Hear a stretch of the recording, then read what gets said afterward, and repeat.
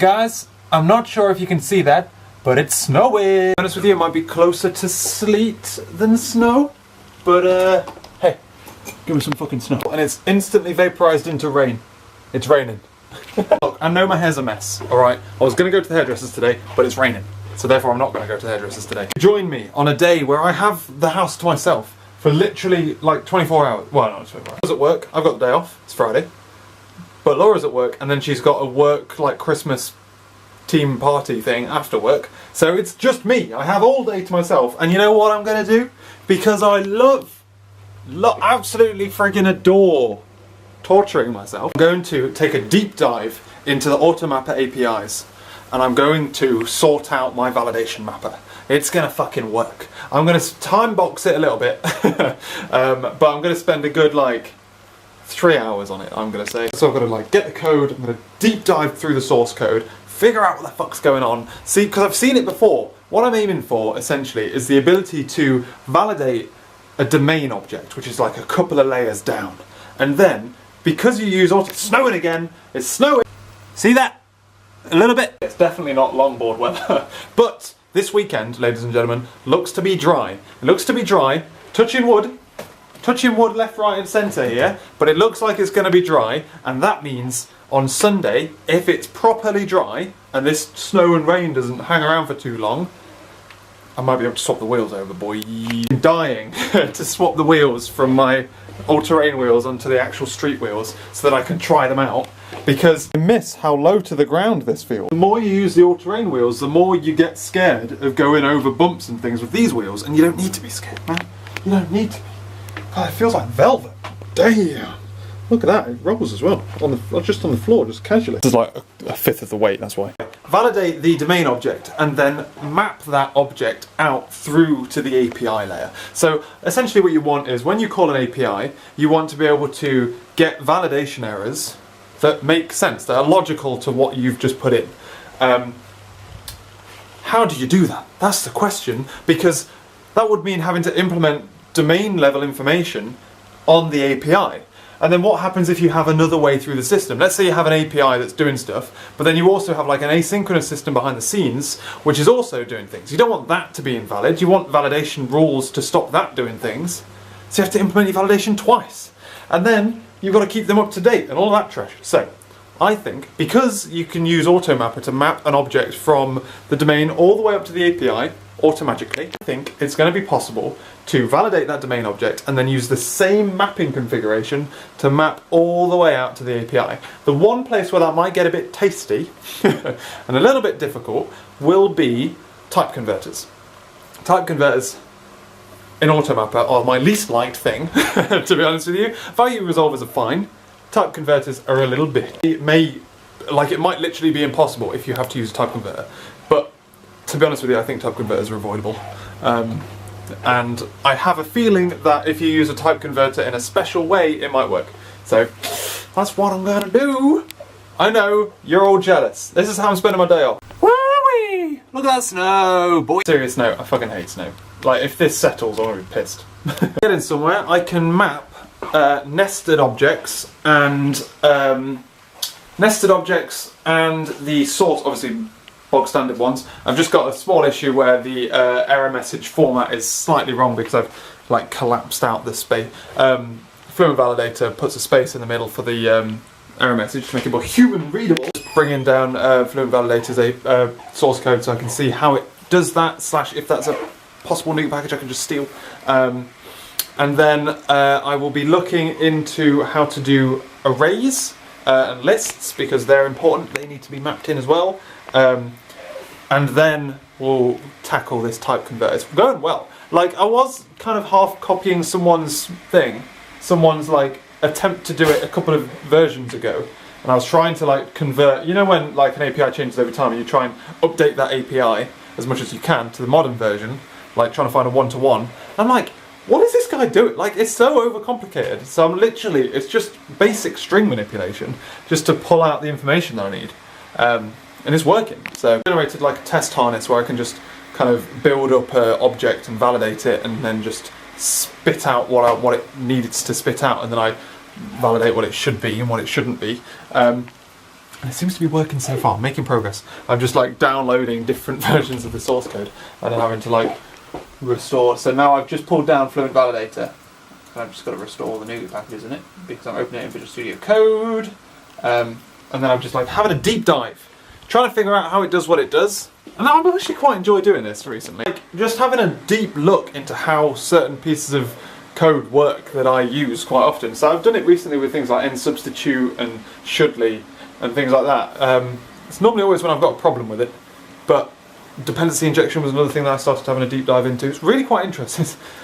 It is, honest, promise. When I started this, I didn't think the hardest part of it would be the fucking formatting the error message. Jesus.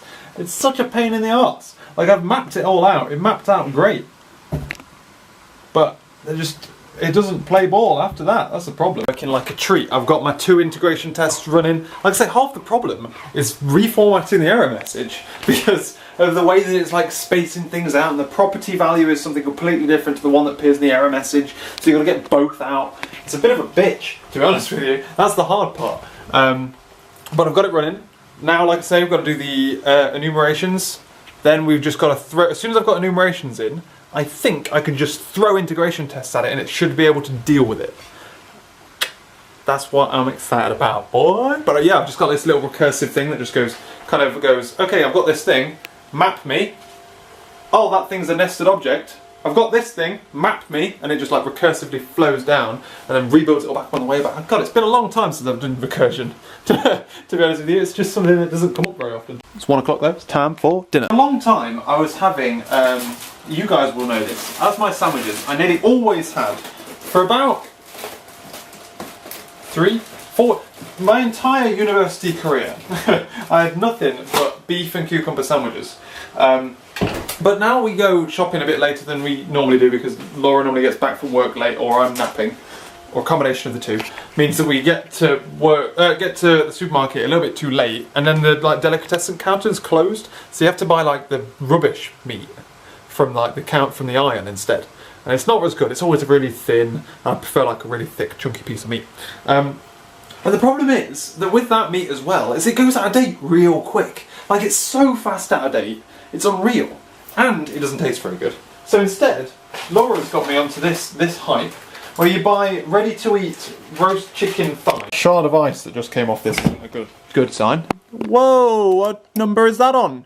Christ. Anyway, so these roast chicken thighs, and then you just tear them apart, and you get like this lovely, like, great big chunks of chicken on your sandwich. It's delicious. It's like getting it from a fucking market. Said market there clearly meant cafe. Outside, the sun is out, still wet. I mean, look at that, man. God damn. Boy. The problem is it is a little bit messy, so sometimes you bite it and get a load more chicken than you want. And then you end up with like bits of cucumber sandwich. You get me? You get me? So, right, I'm going to have this. I'm going to play some the new Hearthstone expansion has come out, and I don't really play Hearthstone much anymore. Some of you may know that I used to play it. Not a lot, but I used to play it like when I lived on my own and I didn't have a TV. I basically played it loads because it's something you can just play and come back to whenever you want to. But what I have been doing is playing the solo adventures and the dungeon run. The dungeon run is so much fun. I'm thoroughly enjoying it. Get in there, man. I knew this would be possible. I just knew it. And man, oh man, am I going to NuGet package the shit out of it. Yeah, you just gotta chill, you know? You just gotta sit there, churn it out. You wrap a little test harness around it. You flung just garbage, just trash. You throw it in. You know what you want out. You say, I want this out, and it doesn't give it you, and you just keep manipulating it till it gets there. Boy, then crew, let's do a type converter. This is the fun. So I've done, everything works now, except I don't know whether or not a type converter will work. And I've just got to spin up a test one. One that will make sense in like a test world. And then we'll be in. Oh, boys. All this rain can fuck off. Alright. That's Sunday. I was expecting Sunday to be dry. Alright then, boys. So it looks like Saturday is the dry day. Although it's raining in the evening. So basically, evening onwards, it starts fucking slamming it down. So, tomorrow daytime, get up early, go get my hair cut, play with the longboard, live the dream. How's that sound? Maybe even just change the wheels and then, like, do I need to go to get my hair cut with my all-terrain wheels on? Probs not. When does it open? Like 11. Also, boys, it fucking works. So, I've come for a cup of tea and I've left my mug. Type converters do not work the way I expected them to work. I was looking through the APIs and stuff, and I thought it would build up the map, and it would just kind of know. Which is obviously dumb. Obviously it isn't just going to kind of know. What's that? Everything else we have so far, Automapper literally stores, like, the details of it goes from this to this. Anything that goes for a type converter, it doesn't store that, it stores the type converter, and it stores it like as a type and a lambda expression. So, I've been like diving around the APIs, I can't seem to find a way of... Because there are something, I think it's value resolvers. Something in Automapper, it caches the result before it runs. So like when you initialize the mapper, it like it explores the tree of things that it can do underneath it. It like shakes it a little bit, figures out what it needs to do, and it caches values. I don't know when it does that or why. And I remember it doing it, but I don't know when. So I think it might do it on a value resolver. It doesn't look like it does it with type converters. So what I essentially have to do, here's my it's still doable. Here's my like quick solution. By the way, a type converter is if you have like, you have an object, let's say on an API, you would enter in an object with like an enum saying what type of type it is, and then a couple of values. But then in your domain, you'll map down into like a load of derived classes. So you'll have a base class of base class, and then you'll have like first type, second type, third type, and they'll all have different parameters on them. So you use a type converter to convert from a base class to another type of base class, and then you can do like if statements in there based on if this value is this, then go to this class, if this, then go to this class. What I'm thinking of doing now is stripping, trying to pass the value down through the Automapper. So through all of this regression tree that I'm like shaking it down through, if I pass the value down, attempt to do the normal fast string manipulation way if possible, and if I can't do that, then I resort to calling the type converter, call the type converter, let it convert as it otherwise would do. Which, yeah, okay, that's fine. I mean, that has problems because it will actually be calling mapper code to actually map things. Up until now I haven't been mapping things, but if someone is using a mapper and then doing something stupid in it, like fucking updating a database every time something's mapped, then they've got their own fucking issues to deal with. So I map through, obviously, yeah. I'm trying to think of like how to make this useful for people other than me, because obviously I could just smash out, implement it myself. I know all the caveats, done. So like I could just avoid type converters if I really wanted to, but for it to work at work, then we use type converters quite heavily. So I execute them, I get the values that I want, I've got the value that I've my source value, I throw it through the type converter comes back as the type. From that point on, I'm set. I know what type I had, I know what type I've currently got, and then I can use Automapper the same way I was previously using Automapper to generate the stuff that I need to generate. That's all doable. The problem is actually calling that, passing that value down and actually calling it. Like I said, I could just call the mapper because I have access to the mapper, but should I call the type converter directly? That's a good question. I think I can get away with just calling the mapper. That's what I'm going to do. I'm going to continue now. This is a little bit of a mess, but it's good. It's a little bit of a mess, but it's fucking working. And all I need to do is tidy it up. Like I said, I've got my integration tests covering it, write some unit tests around it, where possible, jazz it up a bit, strip it down, put it into a NuGet package, happy birthday, and then if I ever come up with a problem, if I ever start using it and then there's a problem is thrown, then I can dive into the NuGet package and try and fix it.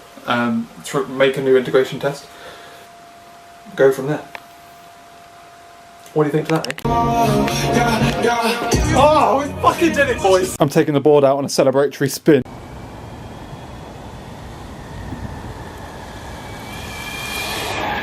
Just out there being a bit of a public menace, boys. I went up to the park and I went around it. I just went up and down. I just wanted to go up, blast up in fast mode, come back in fast mode, and there was this little pug kept chasing me. So I had to I was thinking they'd hold on to him.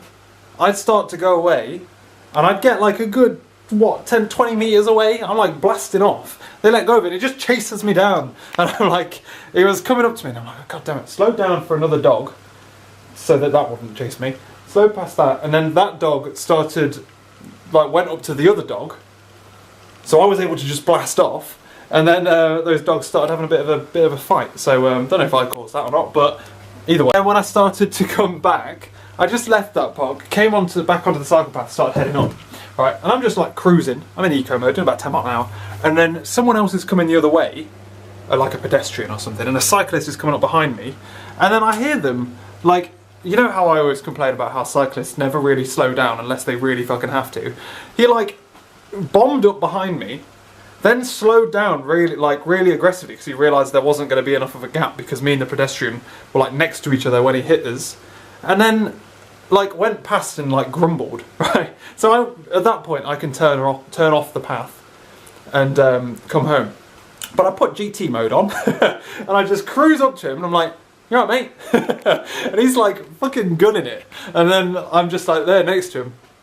"You alright, mate?" He was like, "Yeah." And then I just went, just like put it up a bit quicker and nailed it. One thing I've noticed is I hit 21 miles an hour, which is my new top speed.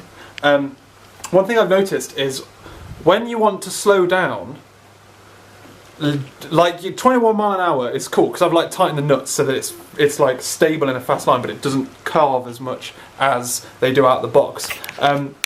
But at 21 mile an hour, if you let go of the motors, if you let go of the accelerator, it kind of like puts a bit of the brake on because each of the different speeds has a different like rolling speed, if you know what I mean. So like eco maxes at 13 mile an hour, it won't let you go faster than that. It'll put like tension on the belt otherwise. And it will roll at something like, well, it'll slowly slow down. The same thing with fast, just a bit higher. GT is also a bit higher, but if you're at 21 mile an hour and you let go of the accelerator, it's kind of a bit like pressing the brake, and it just goes when it like wiggles underneath you. So that shook me up a little bit. But being a bit of a public menace, it's all. So if you look at that take of me like cruising past you, I don't know how quick I was going. I think I was doing like 13 mile an hour. So I wasn't going very quick, but I was like trying to accelerate quite quickly. And then if you look very carefully, there's a bit where the board starts to wobble. I have to let go of the accelerator because I was like curving around the corner. That's where I showed off my old longboard, and it's really good because it's downhill and you can pick up some speed and like corner in it.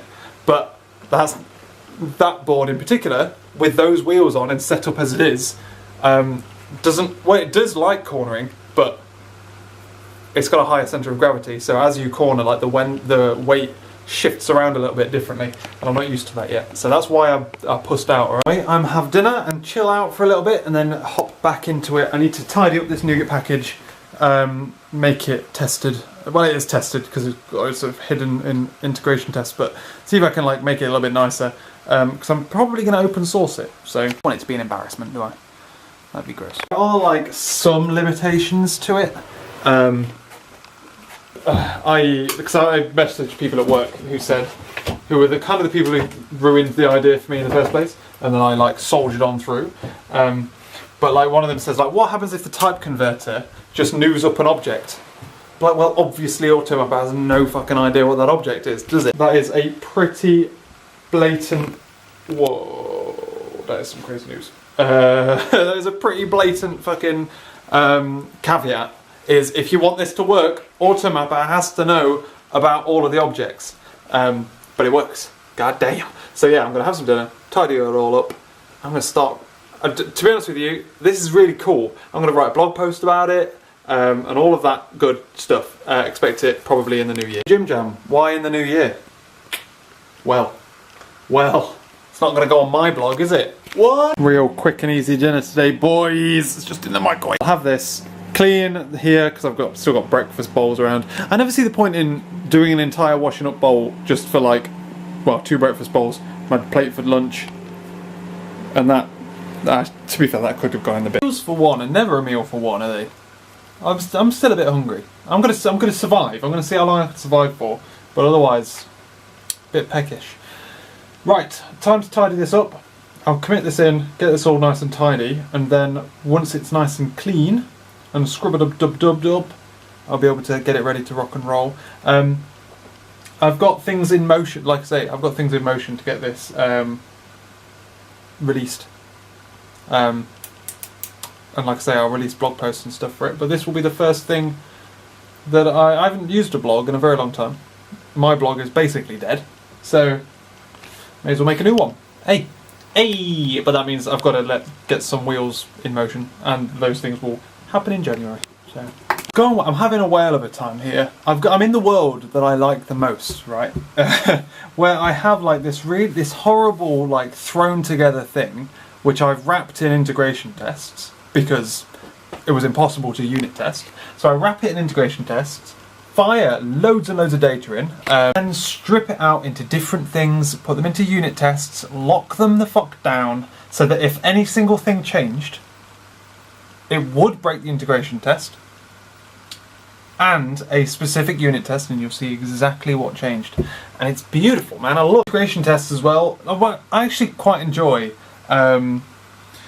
when you get to test something. This, I know, not many people like testing. It's quite boring. But I mentioned this at work actually. I was like, I said to the guy next to me, I was like, you know what I get a kick out of? No, what did I say? I said something like that, and he said, and as I said it, and I was like, well, to be honest, you could probably stop there because no one gets excited when they're testing, except me. Two things I like are when you can have a completely unimplemented class, write 20 tests, and then run them all. They all fail because the class just throws not implemented exceptions, and then you just tick them off. You go 1, 1, 1, and you just literally go bang, bang, bang, bang, bang, and then you prove that every single test did what it's supposed to do. Every single one of your lines is doing what it's supposed to do. It's beautiful. But the other thing I like doing, it doesn't happen very often because normally in programs, like you're either at the top,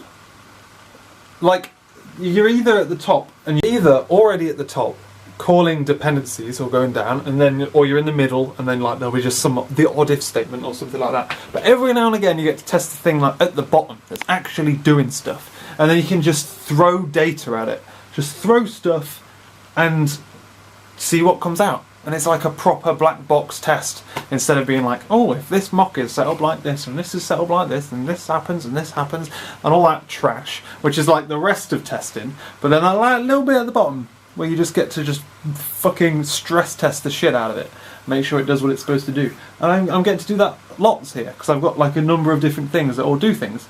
Because I've got a little thing that wraps around reflection, mock that out, happy days. Throw it with data, make sure it works how it's supposed to. Hit the reformats the message, bang, that's a thing. Throw it 10,000 messages, well not 10,000. Throw it 10 messages, make sure it does the right thing with all these 10 messages. And it's great, I love it, man. Friggin' adore it. Managed to extract out all the things that are easy to extract out. Made it all logical and all thingy, but then the meaty bit at the bottom is pretty tasty. That's a mug. You can put juice in a mug, Jamie. It is a meaty bit of code. And I'm like, how the fuck do I even test this? Without basically just duplicating the, well, I can't really, can I? Without really like duplicating the thing from above, all the shit I've just, the integration test, but at a lower level. Which I mean I could do, I could just move the integration test down a bit, or make a subset, because at the moment the integration test is looking for all of the stuff. Maybe I could write a subset of that integration test which only does like the specific details that this thing needs.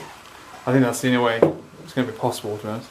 It's a bit of a shit fest. Whenever I'm sat watching TV with Laura, about 10 o'clock, I'm starting to feel really tired and I can go to bed. Now, it's 1:45 in the morning, and I'm jazzed. I'm still jazzed, mate. 1:30, I've got to go pick up the bay. Call it there for a night. I have the tests running on all the individual things and the big overarching thing.